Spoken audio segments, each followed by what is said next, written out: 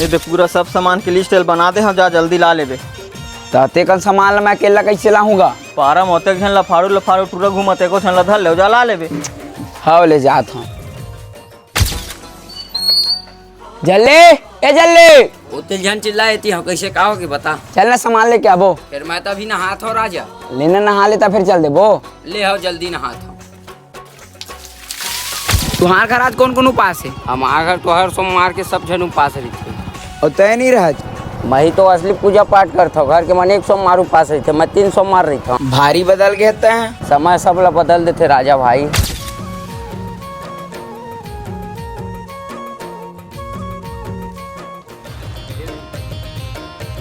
ये दे 2000 माची से 2000 लकड़ी से बचा देते रे। और तेल लाए है? वो दे तेल लाए होगा। एक टिप वाला 2 टिप मंगा रहे हो ना, जा 1 टिप लेके आबे। तो हूँ हगा भारी परेशान करता आना। 1 टिप तेल भुला गिन फिर जाबो। लेते जा मैं तरिया कोती आ गई। ले ठीक है। भारी का चल रहा है हमारे घर के मन।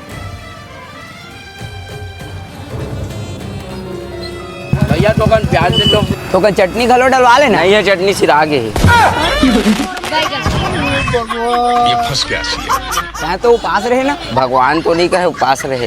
तो भगवान लवारियों मारे तो नहीं कहे।